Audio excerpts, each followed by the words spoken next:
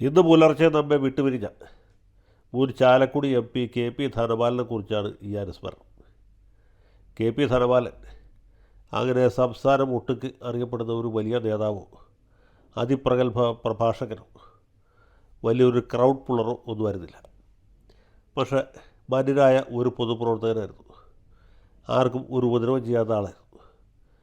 സ്വന്തം നാടായ പറവൂരിലും പരിസര പ്രദേശങ്ങളിലൊക്കെ നല്ല സൽപ്പേരുള്ള ഒരു വ്യക്തിയായിരുന്നു. അദ്ദേഹത്തിൻ്റെ കോളേജ് വിദ്യാഭ്യാസം പിൽക്കാലത്ത് ഞാൻ പഠിച്ച ആലുവ യൂണിയൻ ക്രിസ്ത്യൻ കോളേജിലായിരുന്നു.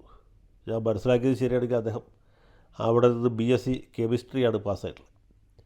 കോളേജിൽ പഠിക്കുന്ന കാലത്ത് 1970-71 സമയത്ത് അദ്ദേഹം കോളേജ് യൂണിയൻ്റെ ചെയർമാനായിരുന്നു.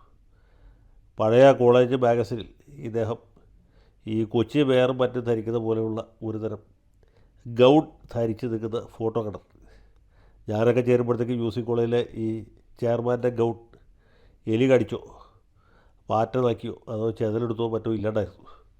അതുകൊണ്ട് അക്കാലത്തൊന്നും ചെയർമാൻ ഗൗണില്ല, സാധാരണ വേഷത്തിലാണ് ചെയർമാൻമാർ പെരുമാറിയിരുന്നത്. കെ പി ധനപാലൻ്റെ പേരത് കേട്ടിട്ടുണ്ട്. അദ്ദേഹം ഒരു അറിയപ്പെടുന്ന യുവജന നേതാവായിരുന്നു. കോളേജിൽ പഠിക്കുന്ന കാലത്ത് എതിർ വിദ്യാർത്ഥി സംഘടനകൾ ഇദ്ദേഹത്തെ ആക്രമിച്ച് ഗുരുതരമായി പരിക്കേൽപ്പിച്ചു എന്ന് കേട്ടിട്ടുണ്ട്. അദ്ദേഹത്തിൻ്റെ തലയിൽ ആഴത്തിലുള്ള മുറിവുകൾ ഞാൻ പിൽക്കാലത്ത് കണ്ടിട്ടുണ്ട്, മുറിവിൻ്റെ പാട്. അങ്ങനെ അദ്ദേഹം അന്ന് അറിയപ്പെടുന്ന നേതാവാണ്. ഇന്നല്ലെങ്കിൽ നാളെ കെ പി ധനപാലൻ MLA യും മന്ത്രിയൊക്കെ ആവും എന്ന് ഞങ്ങളൊക്കെ വിചാരിച്ചു.